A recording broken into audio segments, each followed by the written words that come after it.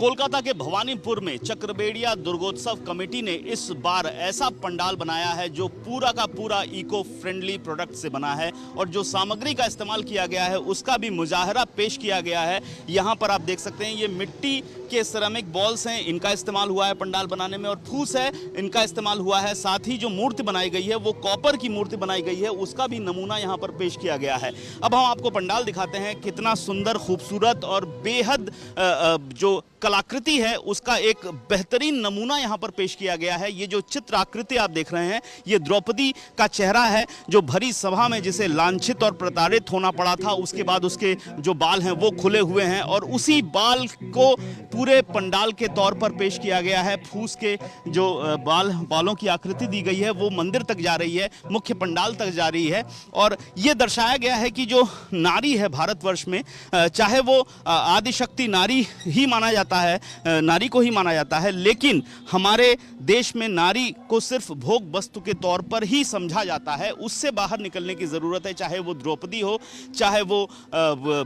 सीता हो, सबको अग्नि परीक्षा देनी पड़ती है और सबको एक दायरे में रहना पड़ता है। उस दायरे से बाहर निकालने की जो सोच है उसी को पूरा का पूरा यहाँ पर पेश किया गया है। 55 फुट ऊंचा ये पंडाल बनाया गया है और एक ही पिलर का इस्तेमाल किया गया है और जो माँ दुर्गा का रूप है, माँ दुर्गा की जो प्रतिमा है वो पूरी की पूरी कॉपर की बनाई गई है और माँ दुर्गा के रूप में एक तरह से द्रौपदी और सीता को ही दर्शाया गया है। जो आदिशक्ति नारी है उसका ये अंतिम रूप है और यहाँ पर पूजा कमेटी के सदस्य हैं, उनसे बात करते हैं कि इस थीम के बारे में हमें थोड़ा बताइएगा।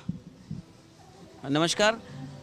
ये थीम जैसे आपने कि आप पूरा पंडाल घूम के देखा आपने, तो ये पूरा इको फ्रेंडली प्रोडक्ट से बनाया गया है और इस बेसिकली ये थीम जो है अपराजिता है। ये थीम का हम लोगों ने, शिल्पी ने नाम रखा अपराजिता, और अपराजिता को अगर हम लोग प्रिसाइजली बहुत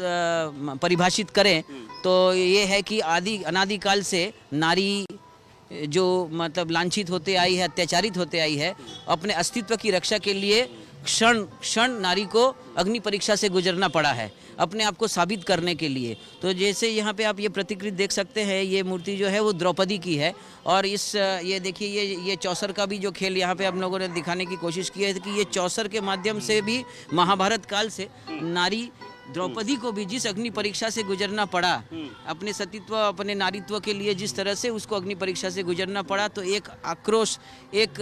द्वेष, एक प्रतिहिंसा की एक जो पराकाष्ठा थी वो आज हम लोग इस हिसाब में दर्शा रहे हैं कि देखिए यहाँ पे जो उसका जो एक रौद्र रूप जो है वो उसके केशों के द्वारा यहाँ पे एक शंख की आकृति में ले रहा है और शंख के अंदर से माता आदिशक्ति का प्रकट हो रही है। तो शिल्प जो आर्टिस्ट है वो यही दर्शाना चाहते हैं कि जो नारी स्वरूप है वो एक आदिशक्ति के रूप में नारी ही है जिसे हम लोग पूजते हैं, श्रद्धा करते हैं, और द्रौपदी भी एक नारी के रूप है। और आज वर्तमान परिस्थिति जो है आज की, इसमें जो नारी हर क्षण जो जिस तरह से अत्याचारित हो रही है, धर्षित हो रही है, उसी को एक समाज में एक मैसेज देना है कि आदिशक्ति और आज की वर्तमान नारी का स्वरूप एक ही है। तो हमें नारी शक्ति को हमें और ज़्यादा से ज़्यादा बिल्कुल नारी को नारी के रूप में देखना होगा। जो मर्यादा, जो सम्मान उसे मिलना चाहिए, उसी सम्मान और मर्यादा के साथ उसकी जो वास्तविक स्थिति है उसको ऊपर लाना होगा। यही पूरी की पूरी थीम है चक्रबेड़िया दुर्गोत्सव कमेटी की। कैमरामैन तापस बेरी के साथ अनुपम मिश्र, आज तक, कोलकाता।